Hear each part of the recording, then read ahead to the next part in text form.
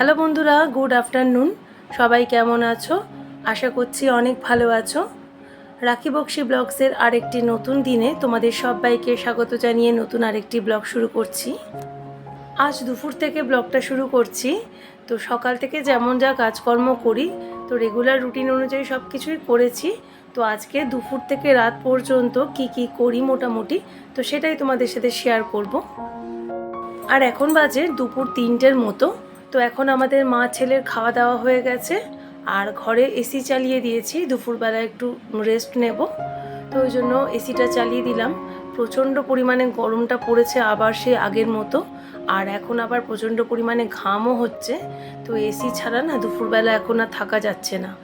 তো খাওয়া দাওয়া হয়ে গেছে, আর আমার একটা মেডিসিন থাকে দুপুরবেলা করে, তো সেটাও নিয়ে নিলাম। আর এখন এসিটা চালিয়ে দিয়েছিলাম। আর এই যে সকালবেলা কাঁচা জামা কাপড়গুলো এখন একটু বসে বসে ভাঁজ করে নিচ্ছি।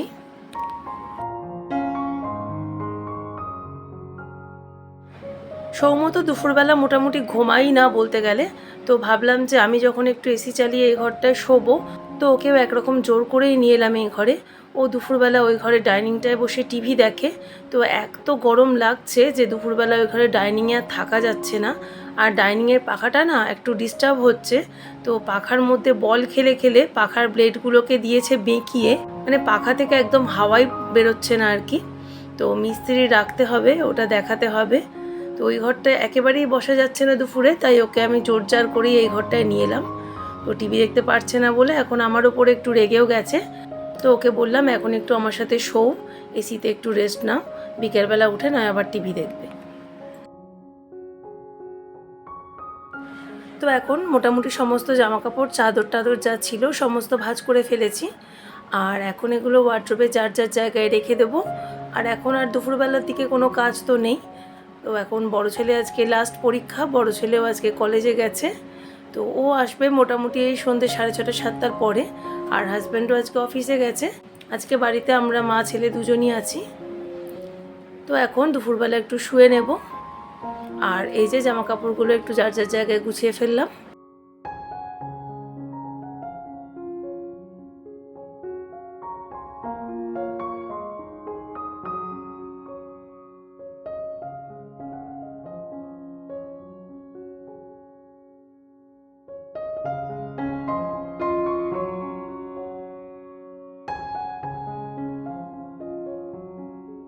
এবার একটু বিছনাটা পরিষ্কার করে দুজনের জন্য দুটো বালিশ পেতে নিচ্ছি।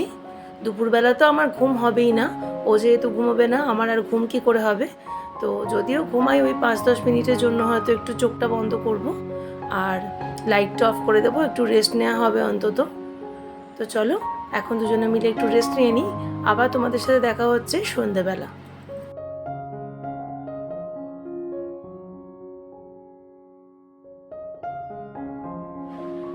শুভ সন্ধ্যা বন্ধুরা। এখন সন্ধ্যাবেলা বিছনা ছেড়ে উঠে পড়েছি। আর ছেলে তো দুপুরবেলা ঘুমায়নি আর আমাকেও ঘুমাতে দেয়নি। আর বিকালবেলা একটু বায়না করছিল যে নিচে নামবে, ক্রিকেট খেলবে। তো ওর যাদের সাথে ক্রিকেট খেলে সে ছেলেগুলো এখন আবার কদিন আসছে না। তো একা একা ঘরের মধ্যে বোর হচ্ছিল। তো বললো যে আমাকে একটুখানি খাবার কিনে খাওয়াও, আমি বোর হয়ে যাচ্ছি। তো কী আর করবো, কান্নাকাটি করছিল, ওই জন্য জোম্যাটো থেকে একটুখানি পনির পাফ, প্যাটিস এগুলো একটু অর্ডার করে দিলাম। আর পেস্ট্রিও অর্ডার করেছিলাম। তো দুই ভাইয়ের জন্যই অর্ডার করেছিলাম। তো এটাই সন্ধ্যেবেলা টিফিন দিয়ে দিয়েছিলাম দুজনকে। আর বড় ছেলে ইতিমধ্যেই কলেজ থেকে চলে এসেছিল। আর এখন মোটামুটি 7:30 মতো বাজে। তো এখন আমি চা করে নেব আমার জন্য। হাজব্যান্ড এখনও অফিস থেকে ফেরেনি।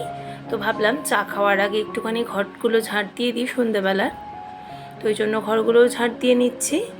আর এরপরে চাটা করে নেব আর ছোটো ছেলেকে পড়াতেও বসবো। তো ডাইনিংটা ঝাঁট দিয়ে ফেলেছি। আর এখন যে বিছনাটা একটু শুয়েছিলাম সেই বিছনাটা গুছিয়ে নিয়েছি, আর বিছনাটা ঝেড়েও নিলাম। আর এখন বড় ঘরটাও একটু সুন্দর করে ঝাঁট দিয়ে নিচ্ছি। সকাল সন্ধে ঘর তো একবার করে ঝাঁট দিতে লাগেই, তাই না? আর যাদের ঘরে আমার মতন ছোট বাচ্চা আছে তাদের তো দিনে 3-4 বার করেই মোটামুটি ঘর ঝাঁট দিতে লাগে। ঘর দোর প্রচণ্ড নোংরা হয় বাচ্চা কাচ্চা থাকলে। তো এখন ঘর দোর ঝাঁট দেওয়া হয়ে গেছে। আর এখন নিজেকে একটু গুছিয়ে নিচ্ছি। সন্ধ্যাবেলা একটু চুল টুলগুলো আঁচড়ে নেব। তো নিজেকে একটুখানি চুল টুল আঁচড়ে একটু ফ্রেশ পরিষ্কার পরিচ্ছন্ন করে নেব। তারপরে চা করতে যাব। তোমরা যারা এই মুহূর্তে আমার ব্লগটা দেখছো, যদি আমার ব্লগে তোমাদের কিছুমাত্র ভালো লেগে থাকে তো প্লিজ একটি লাইক কমেন্টের মাধ্যমে জানাও। আর তোমরা যদি চাও যে আমি ইউটিউব জার্নিতে একটুখানি এগিয়ে যাই আর নিজের জন্য একটু জায়গা করে নিই, তো প্লিজ একটা সাবস্ক্রাইব করে আমার পাশে থেকো। আর যারা যারা এই কাজটি এতদিনে করে রেখেছো তাদেরকে জানাই মন থেকে অসংখ্য ধন্যবাদ এবং ভালোবাসা। তো এবার চা করে নিচ্ছি আমার জন্য, আর একটা দুধের প্যাকেট রয়েছে ওটাও জাল দিয়ে ফেলবো। সন্ধ্যাবেলা ওদের টিফিন তো দুজনকে দিয়ে দিয়েছি, তো দুধ আর খাওয়াবো না ছোটো ছেলেকে আজকে, কিন্তু দুধটা জাল না দিলে নষ্ট হয়ে যেতে পারে ফ্রিজের মধ্যে, ওই জন্য জাল দিয়েই রেখে দেবো। তো চলো এখন চাটা করে চাটা খেয়ে নেব আর ছেলেকেও পড়তে বসাবো এক্ষুনি। আর রাতের ডিনারের তরকারি আজকে আমি সকালেই বানিয়ে ফেলেছিলাম। আজকে সকালের তো কিছু শেয়ার করিনি তোমাদের সাথে। আজকে সকালে করেছিলাম পাতলা করে পনিরের তরকারি, আর রাতের জন্য করেছিলাম পটল সয়াবিন আলু দিয়ে একটা বেশ মাখা মাখা তরকারি। তো দুরকম তরকারি আজকে সকালের দিকেই করে রেখেছি। আর রাতের রুটি আমাদের সবার কিনে আনবো, এতটা গরম লাগছে আর ছেলেকেও পড়াতে হবে, তো রান্নাঘরে আজকে আর ঢুকবোই না সন্ধ্যাবেলার পরে। আর শুধু ছোট ছেলের জন্য 3টে রুটি করব, ওকে যেহেতু বাইরেরটা দিই না তাই।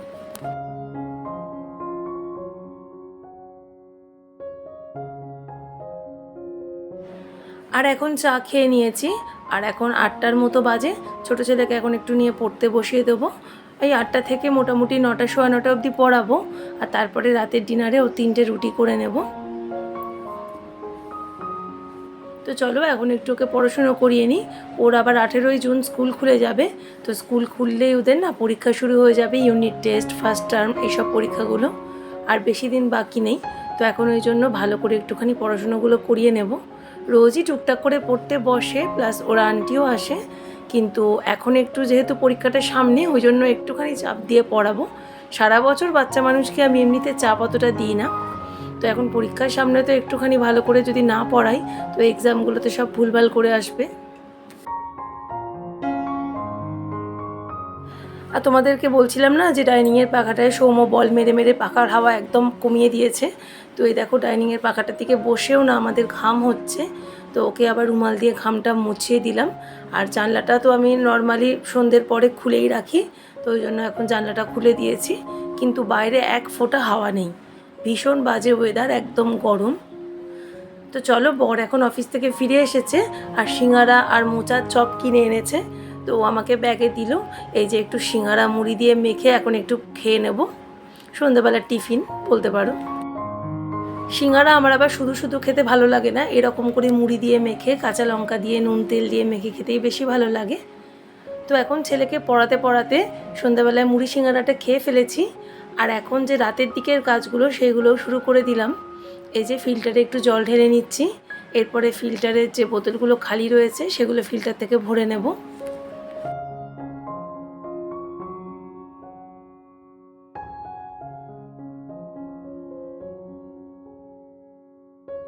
আর এখন ফিল্টারে জল ভরা, জল ঢালা, আর ঘরটা ঝাঁট দেওয়া, সন্ধ্যাবেলার যা যা সমস্ত কাজ থাকে সমস্ত হয়ে গেছে, আর ছেলেকে পড়ানোও হয়ে গেছে।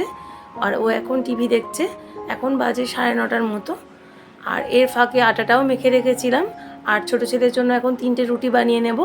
আর তরকারি তো তোমাদের বললাম সকালে করে ফেলেছি, তো আজকে সন্ধ্যের দিকে ওই জন্য একেবারেই চাপ ছিল না। তো রুটিটা করে এখন গ্যাসটা একটু হালকা করে পরিষ্কার করে নেব, আর তারপরে ওর খাওয়া নিয়ে বসবো। আর এর মধ্যে হাজব্যান্ডও চলে আসবে 10টা সোয়া 10টার মধ্যে।